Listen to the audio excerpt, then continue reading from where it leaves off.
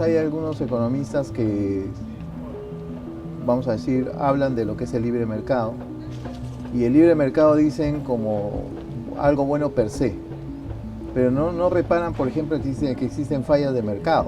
Fallas de mercado cuando, por ejemplo, hay asimetrías de información, cuando tienes situaciones, por ejemplo, de poder de mercado, o sea, influencia sobre precios, o cuando tienes externalidades. Y el punto es que a veces la regulación es necesaria. Te pongo como ejemplo. Cuando tú comparas, cuando nos enseñan los cursos básicos, por ejemplo, de economía, y nos dicen y comparan lo que es un monopolio con la competencia perfecta. ¿Cuál es la diferencia? Que en el monopolio la gente dispone de menos cantidad de producto a más precio respecto a la libre competencia. Por lo tanto, hay que promover la libre competencia, pero no dejando de reparar en las fallas de mercado. Y eso lleva, por ejemplo, al tema de normatividad ex ante, por ejemplo, sobre fusiones y adquisiciones. Independientemente que haya organismos reguladores de esta cosa de la libre competencia, en nuestro caso como Indecopi, Indecopi actúa ex post. Entonces se necesita actuar ex ante. ¿Y eso qué significa? Que haya una revisión, una evaluación por parte de una entidad del Estado respecto a cuáles son las implicancias de una fusión o adquisición en términos de la libre competencia. O decirlo de otra manera, en qué medida una fusión o adquisición entre empresas conduce a situaciones de concentración de mercado más marcadas y eso afecta a la libre competencia.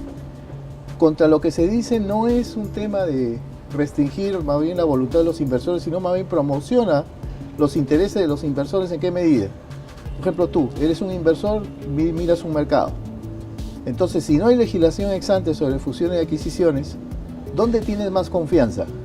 Cuando si llegas, por ejemplo, al mercado, haces una inversión y resulta que tus partners, por ejemplo, en el mercado, tus competidores se fusionan. Y como no hay legislación ex ante sobre fusiones y adquisiciones, obviamente se define una situación de concentración de mercado donde lo más probable es que te expulsen del mercado, o sea, que te hagan una guerra comercial, una guerra de precios, en tanto y cuanto te estás enfrentando, digamos, a un conjunto consolidado de competidores. En el caso de Estados Unidos, por ejemplo, las fusiones y adquisiciones pasan por un tamiz, una evaluación, y establecen topes en cuanto al incremento del índice de Herfindahl-Hirschman. El índice de Herfindahl-Hirschman sirve para medir la concentración de mercado.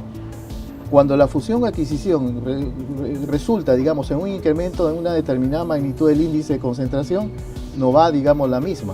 Y está obligada, como en el caso, por ejemplo, de la fusión de InBev y SABMiller, a vender marcas, cadena de distribución y demás. O sea, un poco a disolver un tanto, digamos, el nivel de concentración original. Pero eso es cuando existe legislación ex ante. En el caso del Perú no la tenemos, desafortunadamente. E inclusive yo le diría una connotación macroeconómica.